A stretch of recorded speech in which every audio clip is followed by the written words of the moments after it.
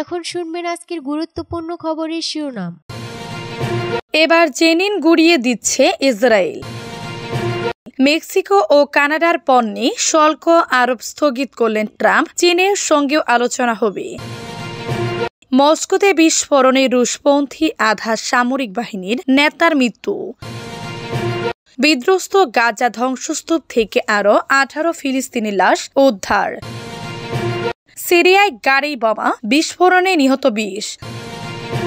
205 অবৈধ ভারতীয় অভিবাসীকে দেশে ফেরত পাঠাচ্ছে যুক্তরাষ্ট্র। এবার জেনিন গুড়িয়ে দিচ্ছে ইসরায়েল। ফিলিস্তিনের গাজার পর এবার পশ্চিম তীরে জেনিন মাটির সঙ্গে মিশিয়ে দিচ্ছে ইসরায়েলি বাহিনী। গাজায় যুদ্ধবিরতির মধ্যে পশ্চিম তীরে বড় ধরনের সামরিক অভিযান অব্যাহত রেখেছে ইসরায়েল। গত রোববার জেনিনে একযোগে 23টি ভবন বিস্ফোরণে ঘটিয়ে উড়িয়ে দেন ইসরায়েলি সেনারা। এদিন এক ফিলিস্তিনি সহ 2 জনকে হত্যা করা হয়। গাজাকে ধ্বংস করে দেওয়ার পর ইসরায়েলের নজর এবার পশ্চিম তীরে। দেশটির সামরিক বাহিনীর একমাত্র মুখপাত্র বলেন, সন্ত্রাসী অবকাঠামো তৈরি ঠেকাতে রোববার জেনিনে অন্তত 23টি ভবন ধ্বংস করে দেওয়া হয়েছে। পশ্চিম তীরে মধ্য জানুয়ারিতে শুরু হয় এই অভিযানে 50 ফিলিস্তিনি যোদ্ধাকে হত্যা করারও দাবি করেছে ইসরায়েলি সামরিক বাহিনী। জেনিন শরণার্থী শিবিরের দামোচ এলাকায় একযোগে বিস্ফোরণ ঘটিয়ে গোটা একটি আবাসিক এলাকা মাটির সঙ্গে মিশিয়ে দেওয়া হয়। এই বিস্ফোরণ এতটাই শক্তিশালী ছিল যে আশপাশের ছোট বড় শহর থেকেও তা শোনা যায়। দূর থেকে আকাশে কুণ্ডলি পাকানো ধোঁয়া দেখা গেছে। জেনিনে এভাবে ভবন ধ্বংসের ঘটনাকে নৃশংস দৃশ্য বলে মন্তব্য করেছে ফিলিস্তিনের পররাষ্ট্র মন্ত্রণালয়। ইসরায়েলের বিরতিহীনভাবে ফিলিস্তিনদের অবকাঠামো ধ্বংস করে আসছে। এরই ধারাবাহিকতায় রোববার একযোগে বিস্ফোরণ ঘটিয়ে গোটা আবাসিক এলাকা গুটিয়ে দেওয়া হয়। জেনিনের বাসিন্দা হিন্না আল হাজ হাসান বলেন, বিস্ফোরণের শব্দ ছিল ভয়াবহ। মেক্সিকো ও কানাডার পণ্যে শুল্ক আরোপ স্থগিত করলেন ট্রাম্প। চীনের সঙ্গেও আলোচনা হবে। মেক্সিকো ও কানাডার পণ্যের শুল্ক আরোপ 1 মাসের জন্য স্থগিত করেছেন যুক্তরাষ্ট্রের প্রেসিডেন্ট ডোনাল্ড ট্রাম্প। প্রতিবেশী এই দেশে 2টি অবৈধ অভিবাসী ও মাদক পাচার ঠেকাতে সীমান্ত এলাকায় কঠোর ব্যবস্থা নেওয়ার বিষয়ে যুক্তরাষ্ট্রের সঙ্গে সমঝোতায় আসার পর ট্রাম্প এই সিদ্ধান্ত নেন। কানাডা ও মেক্সিকো থেকে আমদানি করা পণ্যে 25% শুল্ক আরোপের বিষয়ে ট্রাম্পের ঘোষণার পর বিশ্বে স্টক মার্কেটে মন্দা দেখা দেয়। বৈশ্বিক বাণিজ্য যুদ্ধের শঙ্কা দেখা দেয়। শুল্ক কার্যকর হওয়ার কয়েক ঘন্টা আগে ট্রাম্পের সঙ্গে ফোনালাপ করেন কানাডার প্রধানমন্ত্রী জাস্টিন ট্রুডো ও মেক্সিকোর প্রেসিডেন্ট ক্লাউদিয়া শেনবাউম। এই আলাপের পর শুল্ক আরোপ স্থগিতের বিষয়ে তাদের মধ্যে সমঝোতা হয়। ট্রাম্প বলেছেন, শেনবাউমের সঙ্গে খুবই গুরুত্বপূর্ণ আলোচনা হয়েছে। তিনি অবিলম্বে মেক্সিকোতে শুল্ক আরোপ স্থগিত করেছেন। যুক্তরাষ্ট্র মেক্সিকো সীমান্তে 10,000 সেনা পাঠাতে রাজি হয়েছেন শেনবাউম। আমদানিকৃত পণ্যের শুল্ক আরোপ নিয়ে যুক্তরাষ্ট্র ও কানাডার মধ্যে উত্তেজনা চরমে পৌঁছায়। তবে পৃথক 2টি ফোন আলাপের পর ট্রাম্প খুবই সন্তুষ্ট বলে জানিয়েছেন। তিনি শুল্ক আরোপ প্রক্রিয়া 1 মাসের জন্য স্থগিত ঘোষণা করেছেন। মস্কোতে বিস্ফোরণে রুশপন্থী আধা সামরিক বাহিনীর নেতার মৃত্যু। মস্কোতে একটি বিস্ফোরণে গুরুতর আহত হওয়ার পর হাসপাতালে চিকিৎসাধীন অবস্থায় মারা গেছেন রুশপন্থী আধা সামরিক বাহিনীর নেতা আরমিন সার্কসিয়ান। ব্রিটিশ সংবাদ মাধ্যম বিবিসি এ খবর জানিয়েছে। খবরে বলা হয়, রাশিয়ার সংবাদ মাধ্যমগুলো জানিয়েছে নিহত আরমিন সার্গোসিয়ান ছিলেন আরবাদ ব্যাটালিয়নের নেতা। সোমবার সকালে মস্কোর উত্তর পশ্চিমে একটি আবাসিক ভবনের প্রবেশদ্বারে বিস্ফোরণ ঘটালে মারাত্মকভাবে আহত হন তিনি। ঘটনাটির স্থানটি রুশ প্রেসিডেন্টের কার্যালয় ক্রেমলিন থেকে মাত্র 12 কিলোমিটার দূরে।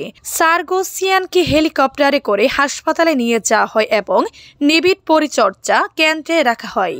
তবে নির্ভরযোগ্য একটি টেলিগ্রাম সূত্রের বরাতে বিবিসি জানায়, শেষ পর্যন্ত তিনি আহত অবস্থায় মৃত্যুবরণ করেন। এই ঘটনায় আরও কয়েকজন আহত হয়েছেন। আহতদের মধ্যে সার্গোসিয়ানের একজন দেহরক্ষীও আছেন। কিন্তু সূত্র দাবি করেছে, বিস্ফোরণে সার্গোসিয়ান ছাড়া অন্তত আরও একজন নিহত হয়েছেন। বিধ্বস্ত গাজা ধ্বংসস্তূপ থেকে আরও 18 ফিলিস্তিনি লাশ উদ্ধার। গাজা ভূখণ্ডে ধ্বংসস্তূপের ভিতর থেকে আরও 18 ফিলিস্তিনি লাশ উদ্ধার করা হয়েছে। এর ফলে অবরুদ্ধ এই উপত্যকাটিতে নিহতর মোট সংখ্যা 47,500 ছাড়িয়ে গেছে। দীর্ঘ 15 মাসের বেশি সময় পর গত মাসেই ফিলিস্তিনের গাজায় কার্যকর হয়েছে যুদ্ধবিরতি চুক্তি। তবে এরপর থেকে সেখানে ধ্বংসস্তূপের নিচে থেকে একের পর এক উদ্ধার হচ্ছে নিহত লাশ, আর এতে করে বেড়েই চলেছে প্রাণহানির সংখ্যা। সোমবার 3 ফেব্রুয়ারি এক প্রতিবেদনে এ তথ্য জানিয়েছে বার্তা সংস্থা আনাদোলো। বার্তা সংস্থাটি বলেছে, ফিলিস্তিনি স্বাস্থ্যকর্মীরা গাজার ধ্বংসস্তূপের নিচে থেকে আরও 18 জনের লাশ উদ্ধার করেছেন। এর ফলে 2023 সালের অক্টোবর থেকে গাজা উপত্যকায় ইসরায়েলের গণহত্যামূলক যুদ্ধে নিহত ফিলিস্তিনদের সংখ্যা 47,518 জনই পৌঁছেছে বলে সোমবার গাজার স্বাস্থ্য মন্ত্রণালয় জানিয়েছে। মন্ত্রণালয়ের এক বিবৃতিতে বলা হয়েছে, গত 24 ঘন্টার মধ্যে আরও 20 জন আহত ব্যক্তিকে হাসপাতালে ভর্তি করা হয়েছে। এতে করে ইসরায়েলি আক্রমণে আহত সংখ্যা 1,11,612 জনে পৌঁছেছে। অনেক মানুষ এখনো ধ্বংসস্তূপের নিচে এবং রাস্তায় পড়ে থাকলেও উদ্ধারকারীরা তাদের কাছে পৌঁছাতে পারছেন না। সিরিয়ায় গাড়ি বোমা বিস্ফোরণে নিহত 20। সিরিয়ার উত্তর অঞ্চলে এক গাড়ি বোমা হামলায় কমপক্ষে 20 জন নিহত হয়েছেন, যাদের বেশিরভাগই নারী বলে জানিয়েছে দেশটির রাষ্ট্রপতি। ব্রিটিশ সংবাদ মাধ্যম বিবিসি এ খবর জানিয়েছে। হোয়াইট হেলমেটস নামেও পরিচিত সিরিয়ার সিভিল ডিফেন্স জানিয়েছে যে সোমবার মানবিজ শহরের দক্ষিণ উপকণ্ঠে একটি প্রধান সড়কে বিস্ফোরণ ভর্তি একটি গাড়ি বিস্ফোরিত হয়েছে, যখন প্রায় 30 জন কৃষি শ্রমিককে বহনকারী একটি সমতল লরি পাশ দিয়ে চলে গেছে। সংস্থাটি এর আগে নিহতর সংখ্যা 15 বলে জানিয়েছে, যার মধ্যে 11 জন মহিলা এবং 3 জন মেয়ে রয়েছে। আরও 15 জন মহিলা এবং মেয়ে আহত হয়েছে, যাদের মধ্যে কয়েকজনের অবস্থা গুরুতর। রাষ্ট্রপতি প্রতিশ্রুতি দিয়েছেন যে সন্ত্রাসী হামলার অপরাধীদের সবচেয়ে কঠোর শাস্তি দেওয়া হবে। ডিসেম্বরে বিদ্রোহী বাহিনী কর্তৃক প্রেসিডেন্ট বাশার আল আসাদকে উৎখাতের পর থেকে এটি ছিল সবচেয়ে মারাত্মক বোমা হামলার জন্য কোনো সশস্ত্র গোষ্ঠী তাৎক্ষণিকভাবে দাবি করেনি। সিরিয়ান ডেমোক্রেটিক ফোর্সের SDF এর কমান্ডার মার্কিন সমর্থিত কুর্দি নেতৃত্বাধীন জোট, যা উত্তর পূর্ব সিরিয়ার বেশিরভাগ অংশ নিয়ন্ত্রণ করে, এই হামলাকে অপরাধমূলক কাজ বলে নিন্দা করেছেন, যা জাতীয় কাঠামোর ঐক্যকে হুমকির মুখে ফেলেছে। 205 অবৈধ ভারতীয় অভিবাসীকে দেশে ফেরত পাঠাচ্ছে যুক্তরাষ্ট্র। যুক্তরাষ্ট্র থেকে 2005 জন অবৈধ ভারতীয় অভিবাসীকে বের করে দেওয়া হয়েছে।